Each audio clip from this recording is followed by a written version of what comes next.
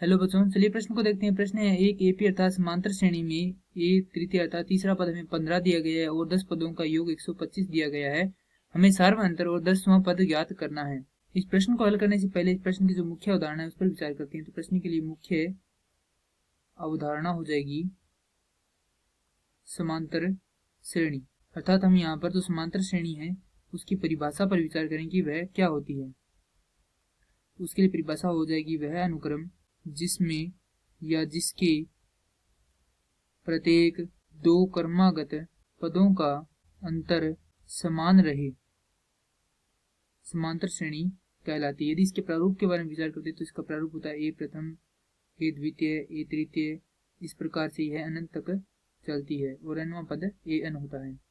प्रथम पद को हम ए द्वारा निरूपित करते हैं, द्वितीय पद को ए जोड़ डी द्वारा, तृतीय पद को ए जोड़ दो डी। उसी प्रकार जो nवां पद है उसे हम निरूपित करते हैं ए एन बराबर, माफ कीजिए, ए जोड़ एन घटाव एक गुणा में डी द्वारा। तो यहाँ पर जो ए एन बराबर nवें पद का जो सूत्र है हमारे पास आ जाता है ए जोड़ एन घटाव एक गुणा में डी। अब प्रश्न में हमें जो मान दिए गए हैं वह लिखते हैं ए 3 बराबर 15, एस 10 बराबर 125, डी बराबर हमें ज्ञात करना है, ए 10 बराबर भी हमें ज्ञात करना है। हमें यहाँ पर n का मान एक तो 3 दिया गया है और एक n का मान हमें 10 दिया गया है। अब जो n पदों के योग का सूत्र होता है वह होता है एस एन बराबर n बटा 2 गुणा में 2a जोड़ n घटाव 1 गुणा में d। अब जो हमें मान दिए गए हैं वह इसमें लिखते हैं एस 10 बराबर 10 बटा 2 गुणा में 2a जोड़ 10 घटाव 1 गुणा में d। हल करेंगे तो यह हो जाएगा 125 बराबर 5 गुणा में a जोड़ 9d। हल करेंगे तो यह हो जाएगा 25 बराबर 2a जोड़ 9d।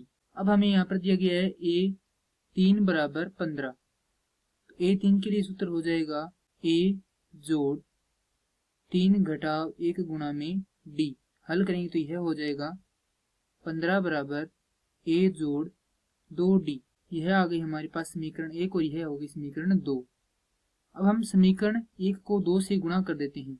समीकरण 1 को 2 से गुणा करने पर हमारे पास प्राप्त होता है 30 बराबर 2a जोड़ 4d।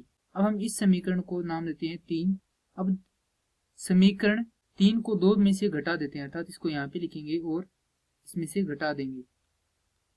तो यहाँ पर हमारे पास आ जाएगा ऋणात्मक 5 बराबर 5d, अर्थात d बराबर आ जाएगा ऋणात्मक 1। हमारे पास सार्वअंतर का मान ऋणात्मक 1 आ गया है।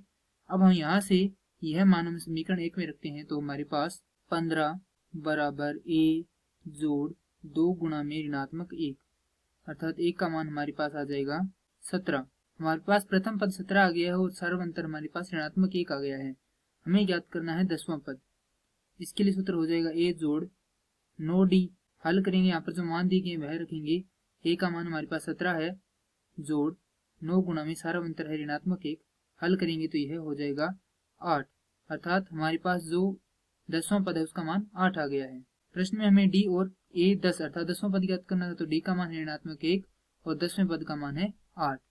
अतः हमारे प्रश्न के लिए सही उत्तर हो जाएंगे d बराबर ऋणात्मक 1 और a 10 बराबर 8। मैं आशा करता हूँ कि ये प्रश्न आपको समझ में आया होगा। धन्यवाद।